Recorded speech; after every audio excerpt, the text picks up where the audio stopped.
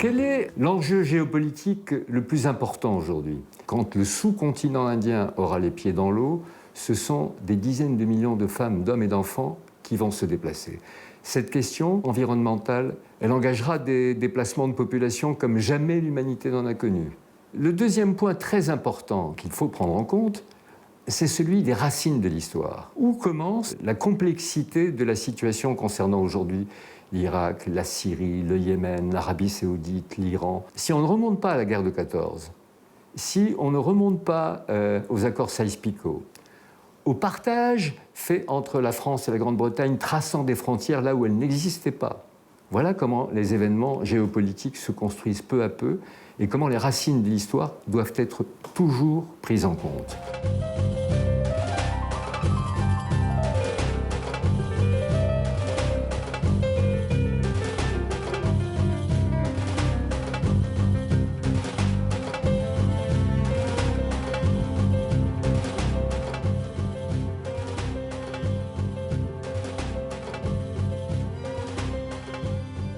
We can consider the year 2018 the year of water scarcity in Iraq.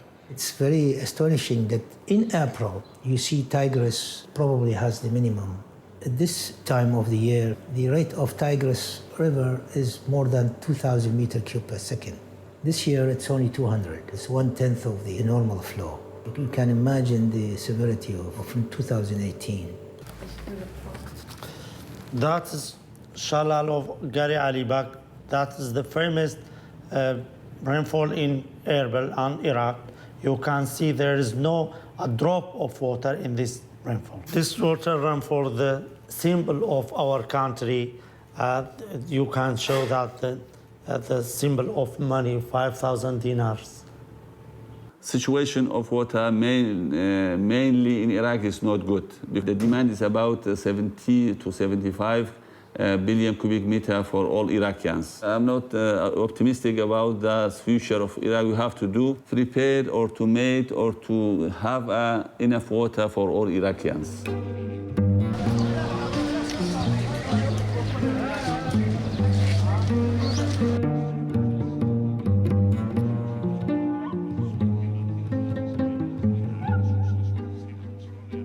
Before the first drought season in 1999, we have hundreds of quarries in the north part of Erbil. But after this drought season, most of these quarries is dry.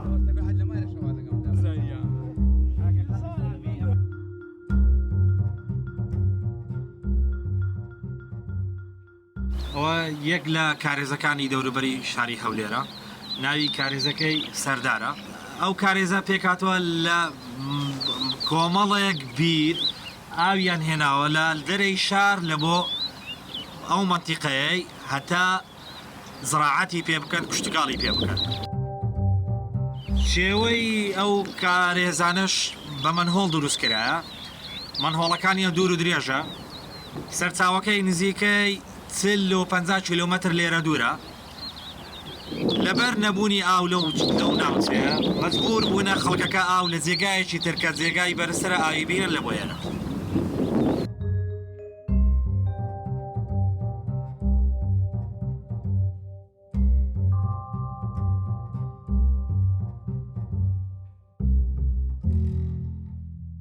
In the beginning of the 2014-2015, about 2 million of refugees from other parts of Iraq came to Kurdistan. You know that refugees came from governorates of Diyala, Kirkuk, Mosul, Tikrit. About 1.5 million remained in Kurdistan. We supply them by water.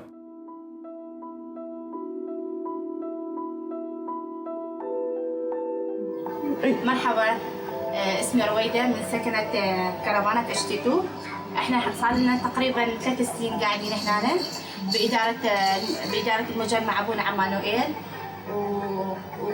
والكادر طبعا وضعنا يعني لا بأس به بس يعني انه ما نقدر نرجع على مناطقنا بصراحة فجبت هنا ابني مستشفى كردستان فما قدرت اجيب بمنطقتي يعني انا تابعت منطقه قراقش بغداد المي موجود باستمرار الحمد لله كهرباء موجوده نغسل ملابسنا بالغسالة طبعا والشون سبح موجود يعني.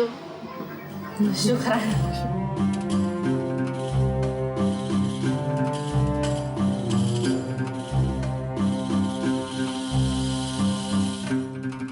People only pay for the drinking water. They don't pay for the agricultural water or irrigation water. Groundwater is free. Till now, there are no regulations to charge on groundwater extracted from the ground. So we use the groundwater for irrigation, but the way of the irrigation is still a traditional way. So we have too much waste of water. According to the data or according to the statistics of the Ministry of Municipality, more than 50% of the groundwater is wasted. And there's no water treatment plant to reuse the groundwater. So that's a big problem. It is the water from center of Erbil, outlet of dirty waters. We didn't have recycling this water. We have the water white colors because of they use it pupils to washing dishes, clothes. They use it swap it. Some people use it this machine to irrigation, making vegetables, fruits, something like this, and it's not healthy. The problem in Iraq, in my experience, though, is not about having access to water resources. But of course, it's also a culture that does not pay for water, and therefore water is given, culturally, it's given by God. They have a right to access to water. They don't give a real value to this resource except when they don't have it. So, to some extent, water is being wasted.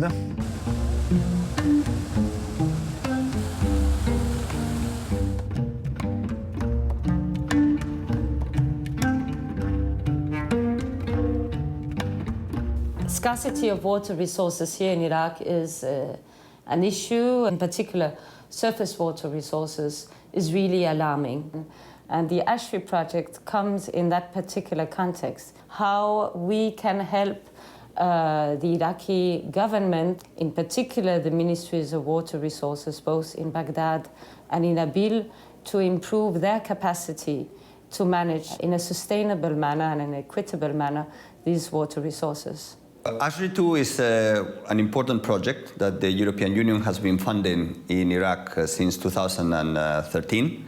Water is a bone of contention in the region. Dam building is going ahead quite rapidly in both Iran and Turkey, affecting river flows in Iraq. So we believe that this information and research can contribute to provide answers that will help reduce regional conflicts with the stabilization and reconstruction of Iraq. ASHRI is an abbreviation or an acronym that stands for Advanced Survey of Hydrogeological Resources in Iraq. ASHRI 2 is financed by the European Union. The project managed to achieve some important new insights in the existence of deep groundwater resources which are believed to have a transboundary component. The choice of the consultant is always based on a transparent international competitive bidding process. So UNESCO is an honest broker. We don't have a political agenda. We are neutral. So that's why we are entrusted also to deliver this project. I am the president of Radar Technology International. This company is part of the consortium that has been selected by UNESCO to run the ASHRI 2 program in Iraq. Our specificity is using new satellite technologies to produce aquifer maps. How do we do that? We call it the advanced exploration technology. I'm just combining my personal skill in oil exploration, because I am from the oil industry initially, and combined with new remote sensing technologies in order to build a multi-layer package that allows us to predict, to infer the presence of deeper aquifers that nobody has seen until now. When people ask questions about aquifers, they don't know what it means. They think that we're dealing with an underground lake or a kind of underground river. No, an aquifer is more sophisticated. It's like a sponge trapped between two layers. Two layers of clay, for example, like a sponge between two plates. It's a porous material which can be pretty thick and completely soaked with water. And an aquifer, yes, the water could be brackish. We are trying to find aquifers of fresh water.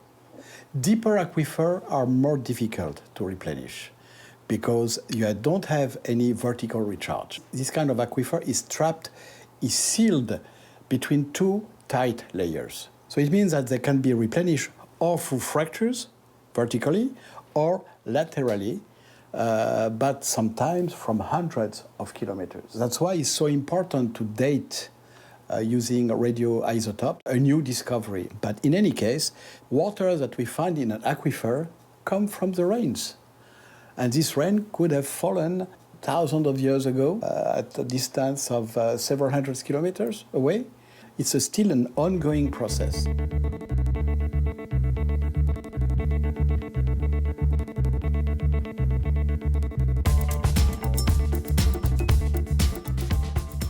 So in 9 months, we have a perfect overview of all the objectives standing between, I would say, surface, subsurface, and then 200, 300, 400 meters down to 2 kilometers.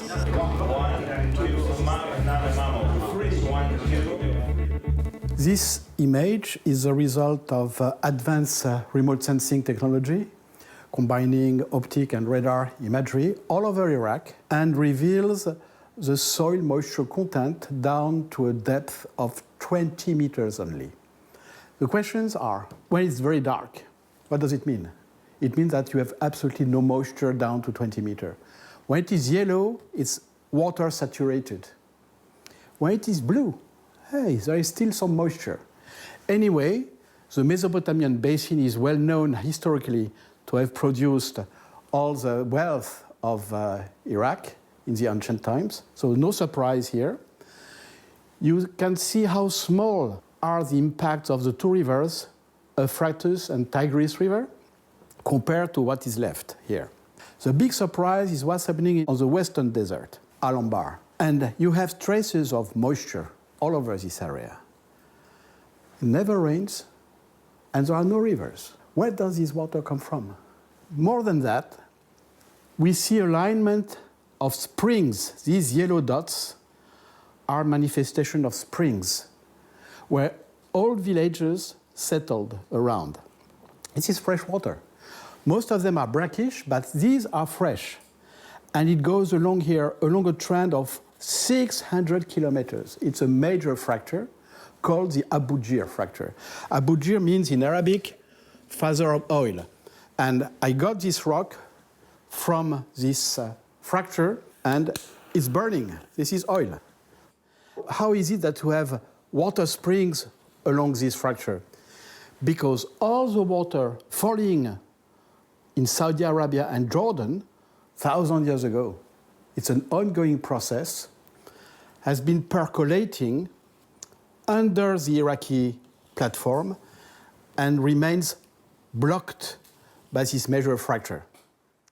Then we jump into the Mesopotamian basin here, well known by oil company because the major oil fields in Iraq are located into this basin.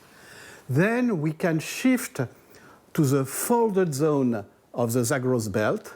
The Zagros Belt is here. You can see the change of morphology, all these elongated features going from Jebel Sinjar to Kirkuk oil fields, down to the Iranian border. And we're going now to study another aquifer system on this area. So each polygon, numbered from here 1 to 70, down to the south, they represent these potential aquifer overlying each other from surface or subsurface like Bakhtiaris and Pilaspis and Akrabekme. We come back to the advanced exploration technology, combining traditional oil exploration, geology, geophysics, with advanced remote sensing technology. That was the key of the discoveries. Drilling is not done here, and we need to continue to support our findings by the drilling. There are, for example, deep aquifers in Kurdistan and in Pilaspi. We have to verify by drilling to the depth we have expected the aquifer to exist. After all, groundwater, we don't know what is underground. So we are learning that the only way to be sure it is to drill and to physically check if whatever our theories are actually real.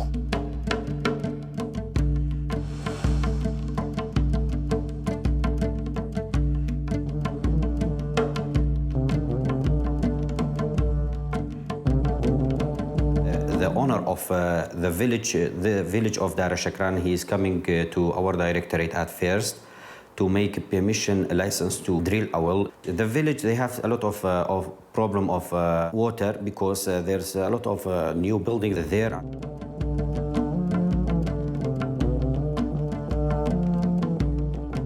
مختار ملير ناحية دار الشكران كمال أحمد مصطفى بدايتي تسمار بوا بدايتي لواني لدوري السيماري بوا بويت ناحية سروي 150 ماريا استاش لزياد بوندا كبويت ناحية أو بيرا بيستن بو بيرا بوكا توشي كم آوي ببوين أو بو معيشتي مالي بو إيش بيكردني مالي بو خواردنوا بو أوانا لا برين بو كشتوكال بس دخري دتسينن صارانا برين بورزي زستاني برين أو دغرشين دبي بباراني باران كم تربوا باراني استا وش بيشان نيا زوي استا وش بيشان نيا زوي بيشتر خوشتر بو أو هوا صافتر بو بيشتر باران زياتر دباري بري بفر دباري ودوستارة كا بفر.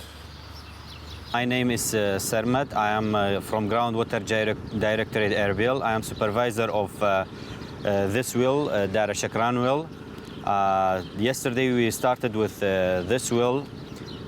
The well is, we must drill it until 320 meters and casing the wells by pipe, galvanized pipe, use it until 320 meters. This well is very important for this village, and many pupils have problem of water. Estimation depths of it, it's 320.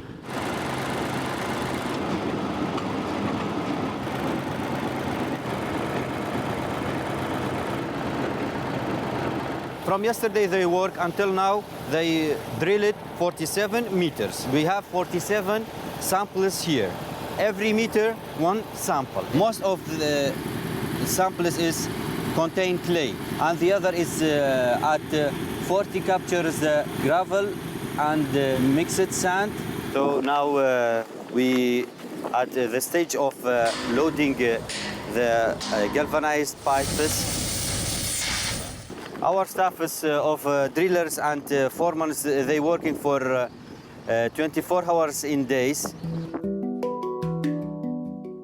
أنا مسؤول عن جهاز عفر الآبار تقريبا حتى الآن نحفر 1000 بير وحتى الآن ما بي مشاكل يعني أي شيء كل 24 ساعة يشتغل نحفر بيل تقريبا 30 متر 400 متر مشتغلوا وما بي شيء حتى الآن.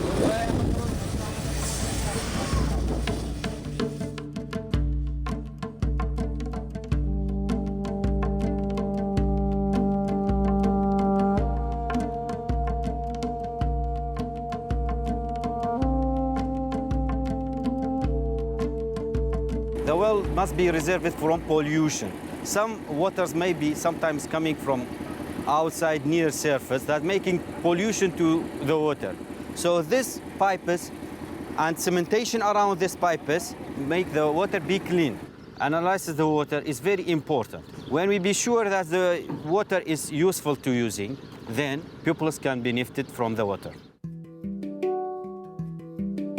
When they come, they use the compressor for 10 hours, and at first the water is turbid, and at last the water is be cleaned.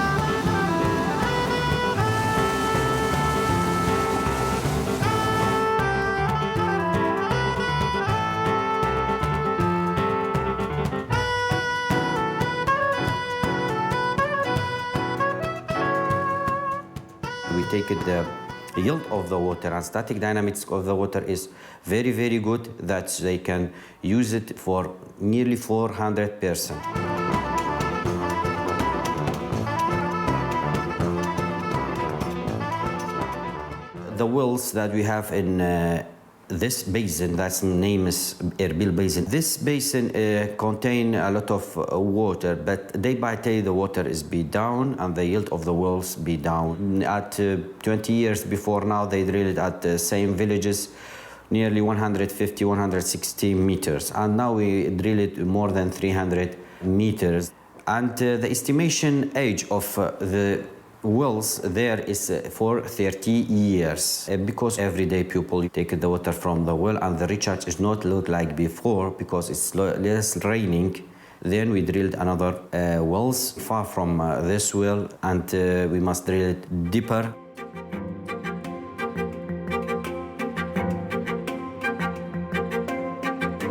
In Erbil area, only in the Erbil basin between the upper Zab and the lower Zab, something like 8,000 wells have been drilled from 50 meters down to 200 meters. So it's very well known and it's a very prolific area. But with the climate change, the water table is regressing and more wells are dry. So they have to go deeper. But go deeper where? Where should we go to continue to tap water? And what should we do to replenish these aquifers? We have to plant trees. And where to plant trees? In these blue areas. Wherever it's blue, you can plant trees. Here, the trees will die if it is black. And better, of course, in the yellow areas, the trees will grow pretty fast and they will contribute to the vertical and lateral recharge of these areas.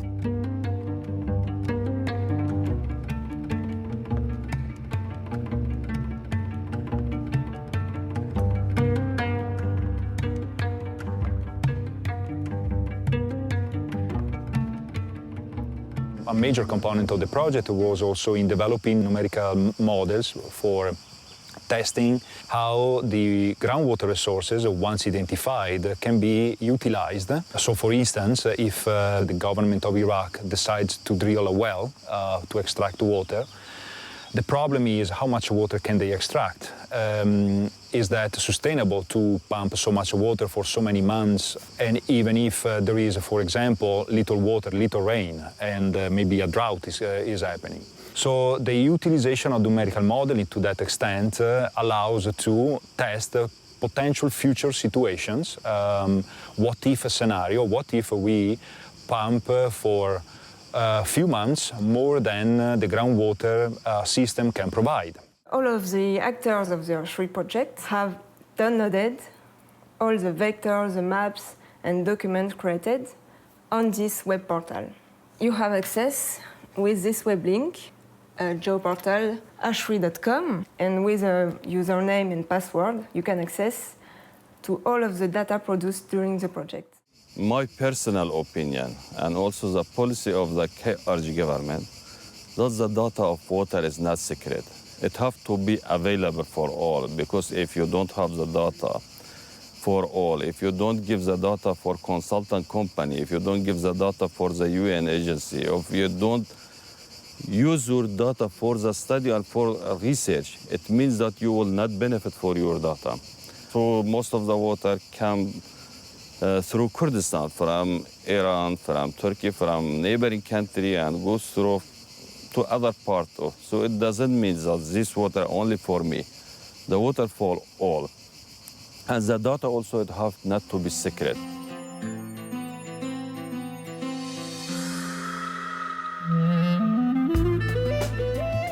think we did a very good job in Ashri too. Especially we centralized and we digitized. We will make use of the new web portal of Ashri 2. From our side, we are ready to cooperate with the EU and UNESCO and the consortium. Well, I think this project is a good example of how the partnership between the European Union, the Iraqi authorities, and UNESCO has produced excellent results. The wealth of data has been impressive, and it will provide critical information for the Iraqi authorities to really achieve a much better water management. We believe that this project is relevant not only for Iraq, but also for the region, since water management is one of the possible sources of conflict.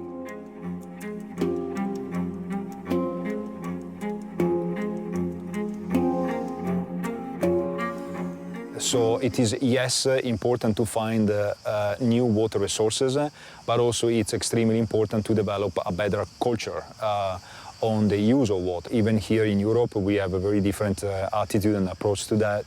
Countries like France, where it is more embedded into the cultures that water is not free, and so they export these cultures all over the world. This is to say that it takes generations to grow in that direction. And so eventually Iraq will have to come around and develop that attitude too. After all, we believe that they don't have much of a choice at this point. It's not just water. Water is certainly a catalyst for the development in a country like Iraq, but not the only challenge that they have. So I think it would need a long-term engagement and not just a short-term one. I think Ashri has evolved to a toolbox kind of application, but also it provides approaches that can be replicated to countries under similar conditions. For instance, it can be widely applied in the Northern African context, it can be applied in the Eastern African context, into Iran. We have certainly a number of geographical locations where this can be applied, yes.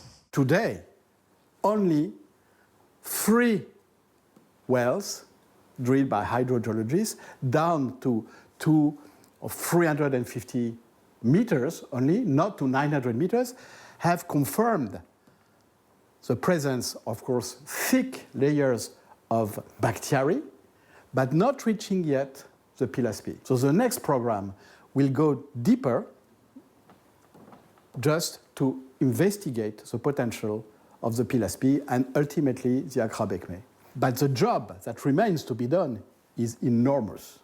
Just considering the last layer, the younger one, the bacteria formation, combining all these targets is something that more than 30 times Mosul Dam quantities of water. So it means that all over Iraq, along the Iranian border down to the south, the job remains to be done. La découverte de l'eau profonde va inverser ce phénomène. Ce n'est plus celui qui est en haut qui contrôle le bas, c'est avec la découverte de l'eau profonde, des gisements d'eau absolument incroyables, d'une importance considérable. Ce sont ces gisements-là, l'eau profonde, qui vont permettre de contrôler tout le haut. Total renversement de situation, et donc total renversement de situation géopolitique. On a trop souvent parlé du risque réel des guerres de l'eau. Comment se fait-il que l'on ne parle jamais des possibilités de la paix par l'eau ?